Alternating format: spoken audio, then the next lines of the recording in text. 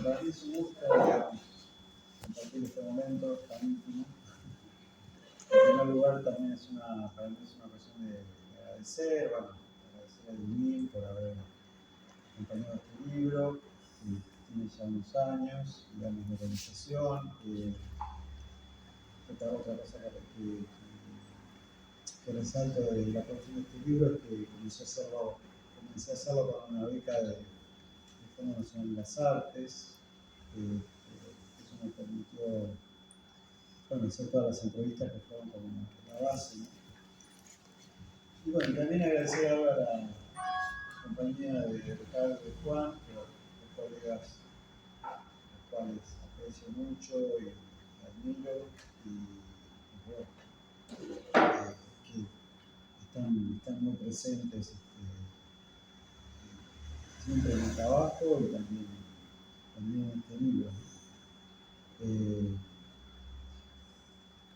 Y bueno, yo pienso que cuando digamos, uno toma un episodio histórico, siempre está la pregunta acerca de qué relación tiene con el presente. Y me parece que en este caso hay como varias líneas en ese sentido. Una es que, bueno, esta es una historia de nuestro pasado reciente que está más que presente, ¿no? Vuelve a hacerse más que presente. Por otro lado, la historia de Castellanos y la historia de los periodistas que aparecen en este libro toca muy de cerca a Rodolfo Walsh y particularmente al tema de los papeles robados en la casa de Walsh en San Vicente, que fue, bueno, hay muchos testimonios al respecto de que fueron a la ESMA, que estuvieron en una biblioteca que había en la ESMA donde los marinos reunían libros, y estaba también el archivo de noticias. Y que después eso, bueno, el último rastro de todo ese material y de los papeles de Walsh que vieron varias personas, ¿no? Fue una propiedad de Jorge Reiche, lo que se llamaba la Inmobiliaria de la ESMA. Y me parece que, bueno, como lectores de Walsh, me parece que siempre tenemos que tener presente esa pregunta acerca de dónde están los papeles de Walsh, y tratar de seguir, por lo menos mantener abierto el interrogante, ¿no? Después otra línea con el presente, a mí se me apareció después del debate, de uno de los debates entre los candidatos a la presidencia, cuando Milei se refirió específicamente a la dictadura y a los juicios por delitos de lesa humanidad, donde, bueno, era evidente que él leía algo que le habían preparado, ¿no? Pero que creo que repitió los argumentos de Macera en el juicio de las juntas, se señaló en ese momento. Y en ese sentido me parece que algo para señalar es que ese discurso fue escrito por un periodista, que era Hugo Lezama, que era el director del diario Convicción y que se jactaba, además de haber escrito muchos de los discursos de Macera. Y bueno, y decir también que Lezama no fue el único periodista, ¿no?, que estuvo ahí con Macera, sino que hubo otros, entre ellos Castellanos. Así que bueno, esas son un poco las líneas que yo pienso, digamos, en relación al pasado, a este pasado del que habla el libro y nuestro presente. Pero bueno, me gustaría escuchar a nuestros invitados. Juan, yo no lo conocía Castellanos, mejor dicho, lo conozco de vista, pero él no quería hablar conmigo, pero sí conocí bastante a Víctor La Peña y a Jorge Bombaiza. ¿Por qué? Bueno, lo voy a decir acá porque mi currículum no lo tengo. Yo trabajé 3 meses en el Tribunal Público. ¿Cómo fue que trabajé en eso? Bueno, trabajaba en el Porteño, estaba y Jorge Lanata, con el cual tengo el orgullo de haber sido el primer periodista que se peleó abiertamente con el concurso de guardias asambleas, y por eso no fui a Página 12. Me hizo una jugada, o sea, me encargó una nota y le encargó a otro periodista, un compañero, Gerardo Yumal, otra entrevista y podía publicarse una sola. Entonces, en un arrebato de ira y acompañado por Orlando Graña, al cual yo había llevado del porteño, fuimos 3 cuadras hasta la iglesia Rocco, lo del informador, y le ofrecí la nota de Grosso. Y ahí se hizo toda una charla en la cual el gallego Iglesias Rocco estaba muy entusiasmado con la posibilidad de que nos quedáramos, porque decía, no puede ser que sean todos fachos acá en este diario, necesito gente de izquierda, y el único que tenía era Ernesto Giudice, que era un ex miembro del Comité Central del Partido Comunista, al cual habían echado, no me acuerdo por qué. Y bueno, en ese momento nunca estuve dentro de la redacción, pero sí empecé a publicar notas, y durante esos 3 meses terminaron abruptamente cuando, poco después de que Víctor Lapeña publicara sin firma una nota que estaba evidentemente fabricada por el Servicio de Informaciones Naval, en el cual acusaba de luchón y de haber entregado compañeros a un compañero que yo nunca conocí personalmente, Alberto Girondo, alias Mateo, que había sido uno de los fundadores de Descamisados y lo habían capturado con un tiro en una pierna y había sobrevivido porque tenía una exquisita educación francesa. Su madre era la corresponsal en París de La Nación y antes directora de su suplemento cultural, Odile Barón de Superville, y entonces había logrado sobrevivir básicamente traduciendo al francés, desde el francés al castellano y del castellano al francés, todas las cosas que pedía el servicio informativo de Macera para la radio de onda corta exterior y otras cosas de propaganda. Entonces yo me volví loco cuando vi esa nota, porque la nota además era tan canalla que era el escrito de un compañero efectivamente desaparecido, supuestamente de él, que lo acusaba a Girondo, ¿no? Y entonces escribí una nota contestando, diciendo que era del Servicio de Informaciones Navales, y eso fue lo que dio pie a una larguísima conversación, 4 o 5 horas, con Víctor Lapeña en la redacción del Informador Público. Las cosas, el libro de Osvaldo es muy, muy bueno, es una reconstrucción. Él llevó 11 años, o sea que era joven en esa época, muy joven, y es una reconstrucción muy, muy buena. Curiosamente, yo estaba convencido que había leído materiales míos, que no los leyó, ahora lo tiene, porque es una coincidencia bastante milimétrica en muchos aspectos de cosas que yo había escrito. Y es tal cual, Castellanos era un personaje realmente notable, muy autodestructivo, creo yo, pero, y es posible que él nunca haya sido Gucci, lo que sí era alguien que estaba seducido a través de la peña por el proyecto de Macera, y es posible, no hay prueba de que haya estado haciendo nada en especial dentro de la EMA, sí que fue alguna vez.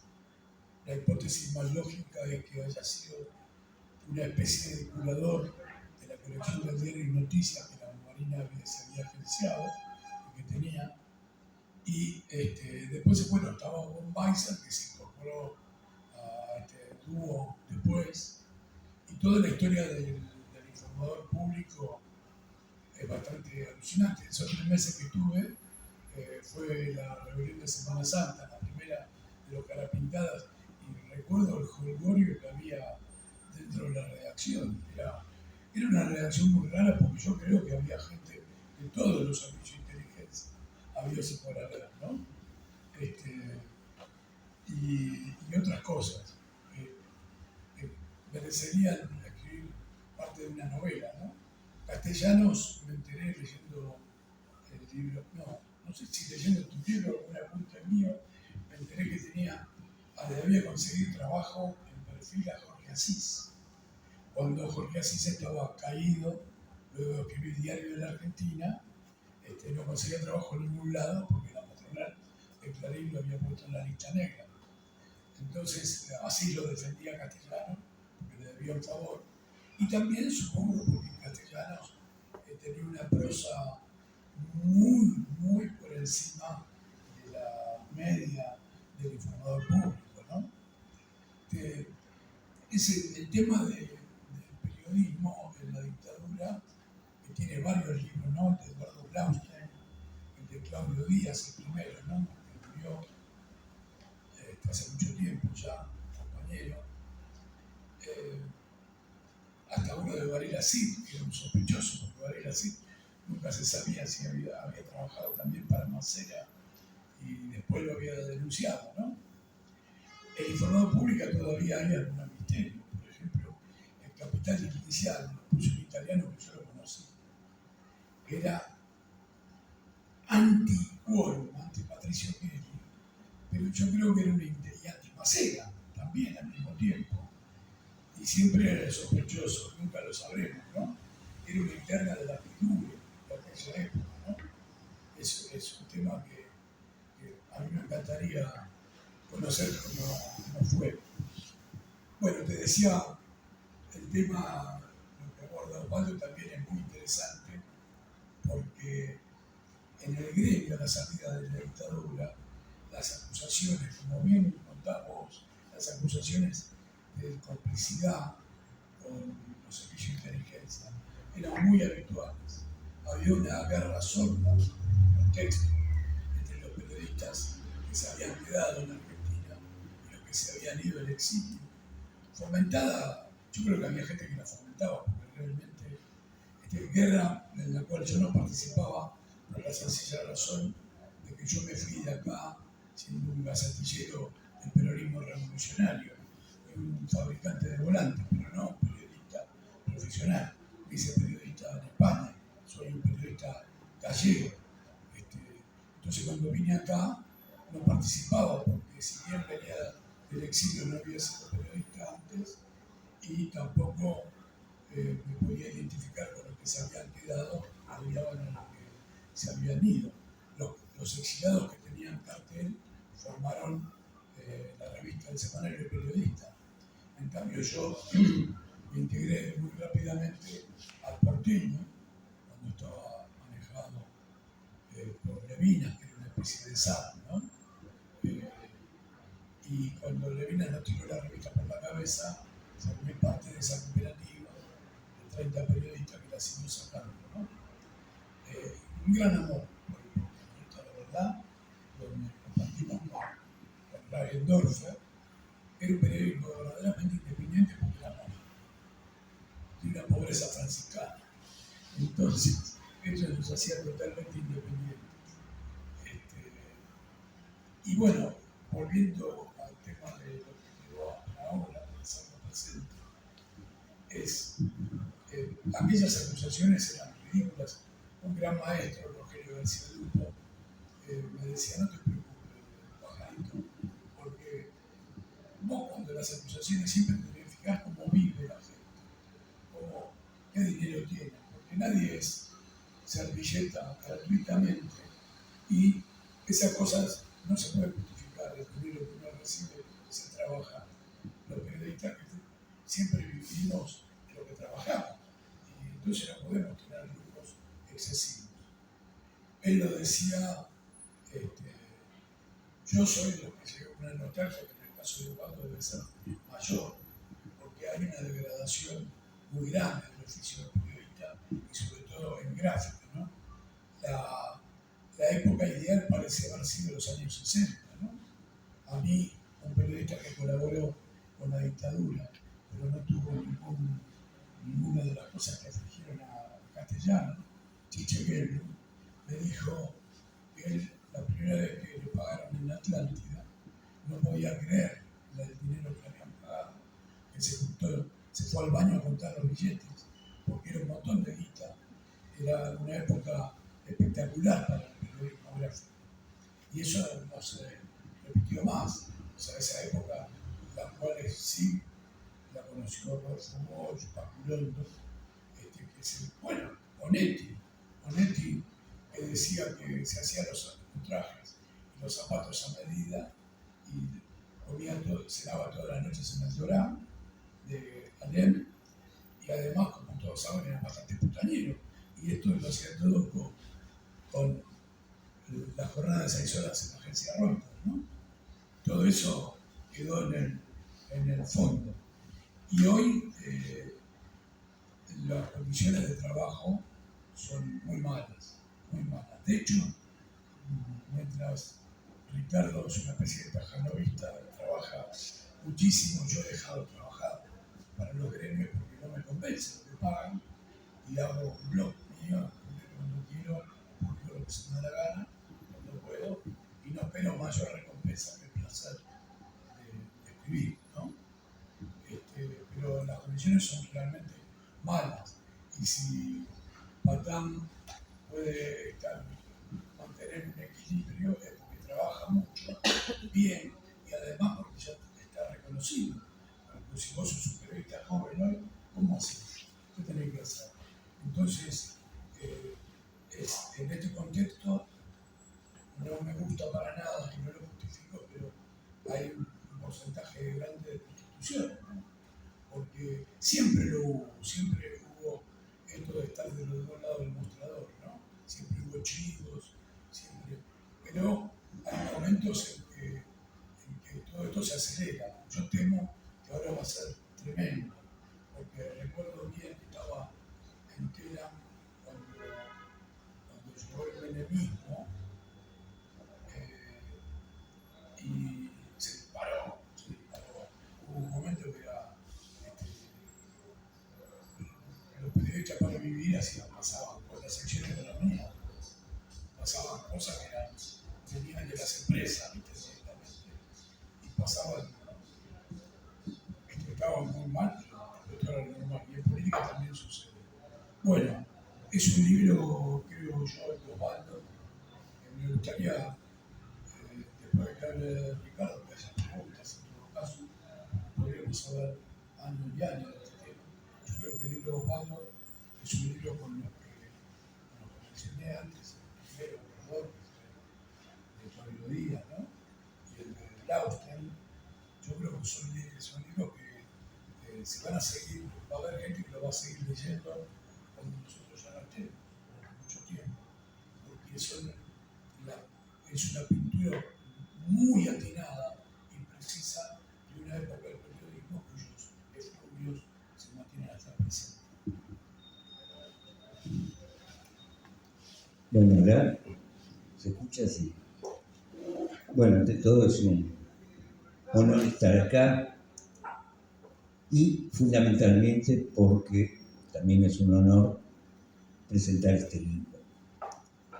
Este libro que para mí fue una sorpresa porque el personaje de Castellanos a mí siempre me llamó mucho la atención y fundamentalmente porque por esas cosas de la vida, que no me voy a poner a detallar ahora, tuve una relación cercana con la familia de La Peña, quien ha sido nombrado por Salinas, Víctor La Peña, que recorre este libro como, a lo largo de este libro, como una especie de fantasma apenas designado. Hace un par de semanas, hace 3 o 4 semanas, me escribe por WhatsApp Osvaldo para entregarme este libro, cuyo título ignoraba. Entonces quedamos en encontrarnos, cosa que ya de por sí es un placer en sí mismo, porque hace mucho que nos conocemos y hace un tiempo que no nos veíamos. Pero realmente me sorprendí al ver al señor Castellanos convertido en un libro. cuando este tipo de personajes, lamentablemente, pese a su complejidad, termina dejando en esta tierra alguna que otra nota periodística sobre él, pero nada más. Algo, por cierto, inacabado para describir a este personaje. Pero desde luego que este personaje no es, creo yo, un fin en sí mismo, sino que es el vehículo, en este caso, para descubrir otras cosas. En ese sentido, si bien leí gran parte del libro, me faltan unas páginas para terminarlo, y desearía que eso ocurra lo más tarde posible porque, digamos, a uno los libros que les gusta, digamos, siente que merecen seguir siendo leídos, pero este libro, que recién me entero que su investigación y su escritura llevó más de una década, ¿no? Debe haber tomado varias formas, tomado varios caminos, independientes a su autor. O sea, uno cuando empieza a escribir algo, trata de dominar lo que escribe, desde luego. Pero generalmente llega a un punto en el cual se da vuelta esa relación y es el libro el que termina dominando a uno. Entonces yo pienso, y tal vez me han acusado alguna vez de demasiado egocéntrico o demasiado egoísta, la seña en escribir es como fumar un faso. El humo es para uno y la ceniza es lo que se publica. En ese sentido, quiero llegar a la siguiente situación. Los libros van tomando vida propia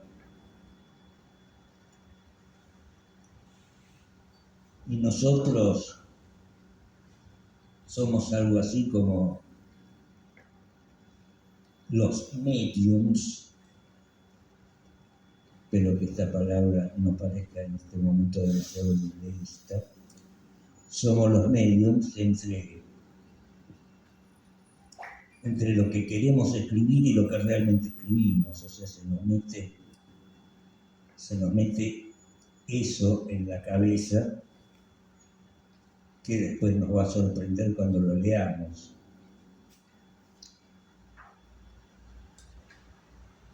Y en tal sentido, el valor de este libro no es solamente haber descrito a este personaje, sino que también es una historia de por lo menos las últimas 5 décadas de periodismo argentino y también es una historia acerca de las últimas 5 décadas de historia argentina y enfocada desde, yo diría, en ese libro se vislumbra, y eso es una de las cosas más importantes y difíciles de lograr cuando uno escribe sobre un ser tan contradictorio y tan complejo y en cierto sentido tan monstruoso como Castellanos, porque este libro no solo refleja esas dos historias, la historia del periodismo y la historia de la política argentina, sino que también lo refleja obviamente a Castellanos, a través del cual son la historia argentina y la historia del periodismo argentino, sino que también desliza la mirada de Castellanos, su modo de interpretar el mundo,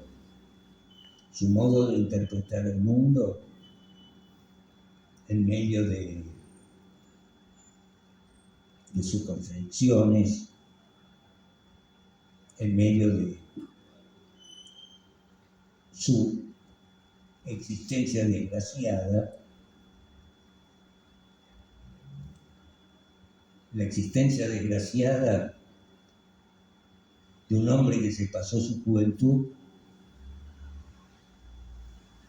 traduciendo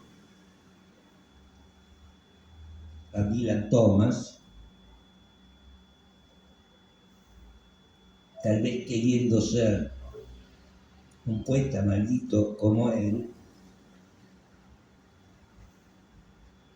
para terminar siendo simplemente un escriba penoso y desgraciado. Entonces, digamos, hay acá también una especie de, yo diría, de tragedia shakespeariana. Pero si algo también se desliza en este libro, es una de las cosas que a mí más tal vez me interesa desentrañar.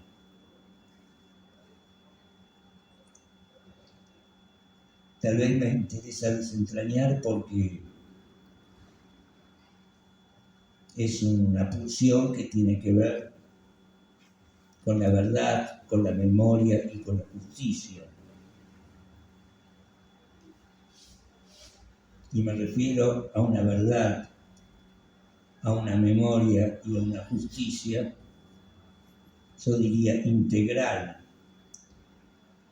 porque no solo es necesario, no solo fue, es y será absolutamente necesario aplicar la verdad, la memoria y la justicia en relación al terrorismo de Estado y en relación a los actos no tan sistemáticos presentes que hubo de terrorismo de Estado una vez concluida la dictadura militar, como los casos de Gatillo Fácil, o como los crímenes de Patricia Bullrich durante el macrismo, etc., sino volviendo al libro de Castellanos y volviendo a esa verdad, memoria y justicia a la cual me refiero, eso también tiene que ver con una búsqueda, una reconstrucción de aspectos no tan tocados o aspectos tal vez inexplorados y por supuesto no sistematizados sobre las telas más difusas porque fueron reemplazados por otras mucho más espantosas y explícitas de terror.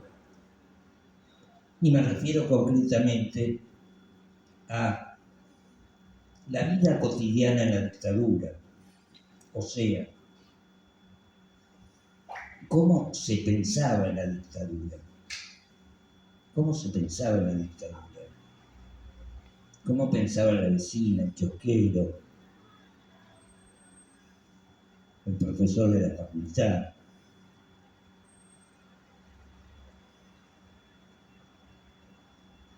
Cuando, por ejemplo, la palabra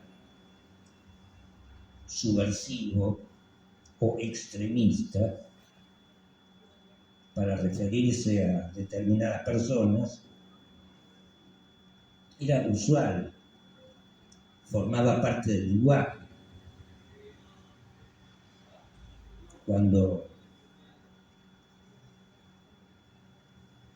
el comerciante de la esquina le contaba a uno que se llevaron al muchacho de la otra cuadra,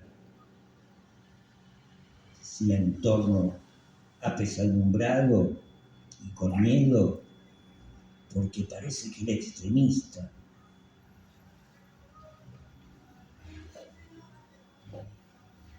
En este libro, además,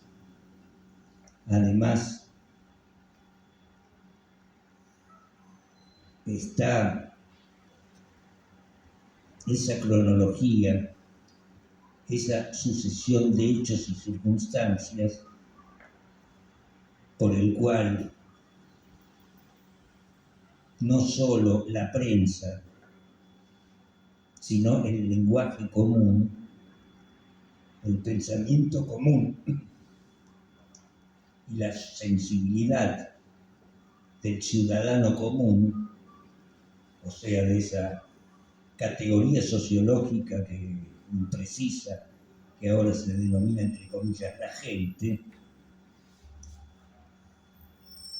iba tomando conciencia del horror que durante los 6 o 7 u 8 años precedentes había tratado ellos mismos de ocultar de sus mismos ojos, de sus propios ojos, al igual que los periodistas ejercían sobre sí mismos una autocensura sin que nadie se los exigiera. O sea, si uno escribía algo que no era lo que en ese momento se consideraba políticamente correcto, y uno podía terminar en un zanjón o en un chupadero. Pero nadie te decía lo que no podías escribir, porque no era necesario, porque cada uno lo sabía por su cuenta. Yo afortunadamente, digamos, pude eludir eso viviendo en esa época en México. Pero esa autocensura, esa autoceguera estaba presente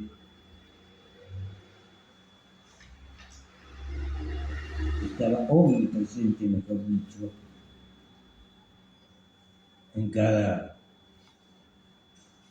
ciudadano, en cada ejemplar de esa categoría llamada la gente, de una manera que a veces incluso rozaba la complicidad. Y desde luego, esa complicidad o ese colaboracionismo, sin haber producido delaciones y sin haber picaneado, como bien marcó Juan, Pero ese colaboracionismo de de La Peña y Castellanos, en medio de esa sociedad colaboracionista, pero en grado de omisión, en grado de costumbre, en grado de una sociedad que intentaba acostumbrarse a la dictadura, también es rozada, y fundamentalmente a partir del tratamiento que le da Osvaldo al personaje, está rozado con lo que Hannah Arendt llamaba la banalidad del mal. O sea, en cierto punto, Castellanos, un tipo inteligente, talentoso, torturado, fulero, sin escrúpulos, terriblemente alcohólico, etcétera, etcétera, etcétera, pero fundamentalmente por lo que su pensamiento, por lo que su cabeza lo había convertido, podía parecer un ser monstruoso, pero no lo era. Era un tipo normal, o un tipo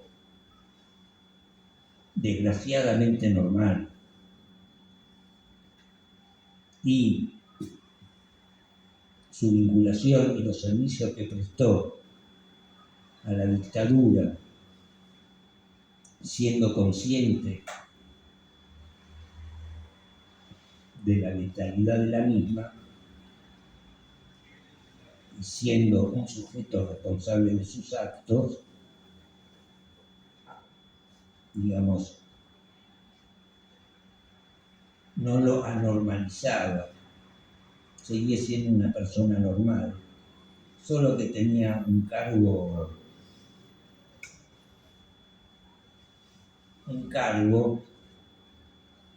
yo diría ejecutivo, o sea que ejecuta no precisamente personas, sino palabras al servicio de una dictadura, y eso es precisamente lo que hacía de él un ser monstruoso.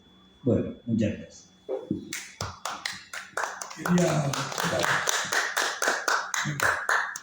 Me parece que hay que preguntarle algo a Osvaldo, porque tengo algunas curiosidades. Con respecto a esto que dijiste vos, decías Ricardo, la autocensura es automática en todos los periodistas. Incluso yo, que no tengo patrón, por ejemplo, ahora, esta semana, quiero publicar una nota que escribió un ex político del Partido Socialista Auténtico sobre el juego, todos los equipos de fútbol están auspiciados por el juego. Está bien. Que todos los equipos de fútbol hoy están auspiciados por el juego. Y al escribir esa nota yo pienso, dice, che, voy a perder la publicidad de la provincia, ¿no? Si no le gusta que diga esto, porque el episodio de Isaú Rande demuestra que hay mucha plata que se recauda del juego, ¿no? Claramente.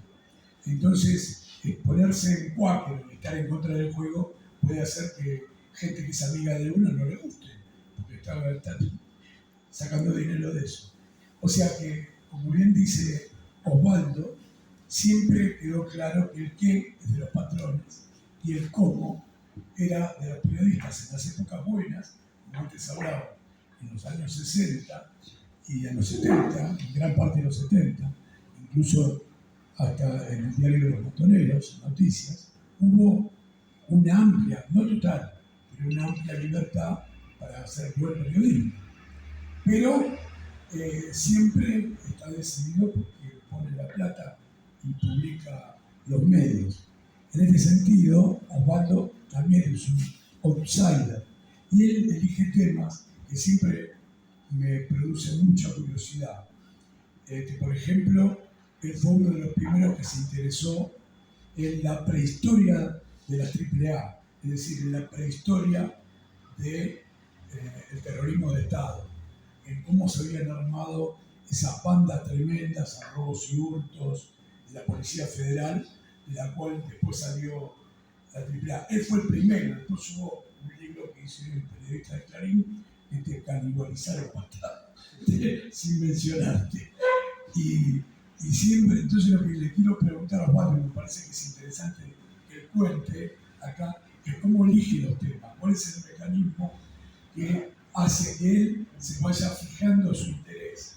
Que nunca es, me parece que no es un interés económico, sos muy independiente de eso, porque elegís temas que te interesan profundamente a vos.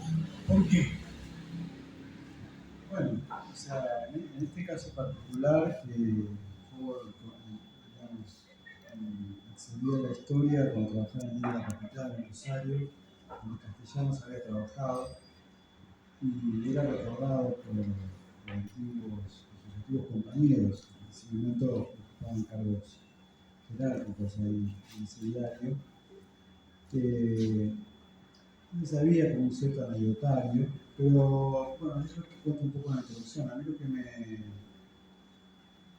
hizo un clic fue cuando eso, digamos, que yo ya sabía de él, se conectó con el tema de los papeles robados en la casa de Rodolfo Walsh, y con una citación que le hacen en castellano, para que declare por ese tema, ¿no? Entonces ahí se armó como una escena un poco donde confrontaban dos modelos distintos, ¿no? Porque Rodolfo Walsh, un modelo de periodista ejemplar, ¿no? Que no es para nosotros, y enfrente otro tipo de periodista absolutamente repudiado y despreciado, ¿no? Entonces, eso me pareció interesante para tratar. Otro tema también fue bueno, la idea un poco de salir de lo que aparecía a primera vista y sobre todo de no contar la historia así en blanco y negro, ¿no? No te interesa mucho lo claro. Claro, claro. Y además de no, porque digamos, otra cosa que me llamaba la atención es que en los castellanos estaba absolutamente desprestigiado, otros periodistas mucho más comprometidos con el apoyo a la dictadura, continuaron sus carreras sin ningún tipo de problemas, fueron reconocidos como maestros. Acá la legislatura de la Ciudad de Buenos Aires, no sé qué título le dio a Alfredo Serra, por ejemplo, cosas así, ¿no? Y además... ¿Te llama la atención? Disculpa, pues ya no soy periodista. Te llama la atención porque los claroscuros son muy interesantes. Mira, acabo de terminar un libro que no es de autor, lo terminé por encargo, porque un compañero se murió dejándolo esbozado y sin poderlo terminar, que es Rafael Puyo, que había escrito un libro sobre el golpe que duró 3 meses, el golpe sobre la caída del Perón, ¿no? Investigando, me encontré textos de Rodolfo Walsh que yo no sabía que existían, porque con una nota larguísima, publicada en Toda su Historia en 1967, en los primeros números de la revista, larguísima nota sobre el último servicio de inteligencia de Perón. Y Walsh era el periodista que veneramos. Mi primer libro está dedicado a Walsh y realmente es un modelo. Walsh había sido terrible gorila, pero muy gorila. Había escrito poesías a los que bombardearon Plaza de Mayo, porque él tenía un hermano que era aviador naval, militar. Y hasta un punto que uno de los cuentos que se pierde es el del aviador, ¿viste?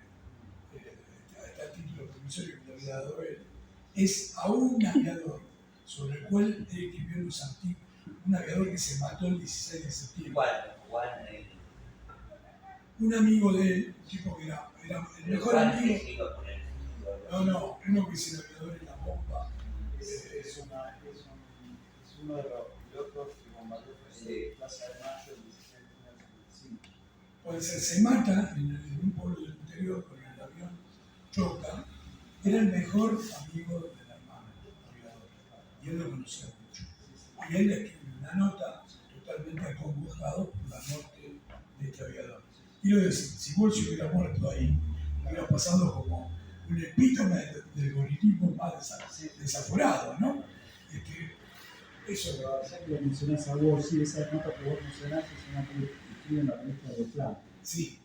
Cuando empieza a hacer periodismo, efectivamente él, bueno, los orígenes de Walsh estaban en la Alianza Libertadora Nacionalista, o sea, en la derecha. Ahora, otra cuestión, ya que lo mencionaste a vos, en este año se cumplen 50 años de la publicación de Caso Satanowski, ¿no? que es un libro de Walsh donde está referido, digamos, está el tema del periodismo, los servicios de inteligencia, ¿no? Y los negocios, ¿no? O sea, me parece que vos mencionaste también esa nota que hizo Andrés Historia, ¿no? O sea, me parece que este tema del periodismo y los servicios de inteligencia es un gran tema. Y como vos también recordás esa época del fin de la dictadura, de la democracia, en un momento donde el tema de los servicios en el periodismo estaba muy presente, ¿no? Y además, digamos, en las redacciones siempre, ¿no? Siempre ha estado, digamos, claro, tales servicios, ¿no? Esas cosas. La curiosidad que te trae, mira, hay una anécdota del porteño. Una vez voy al ascensor de porteño,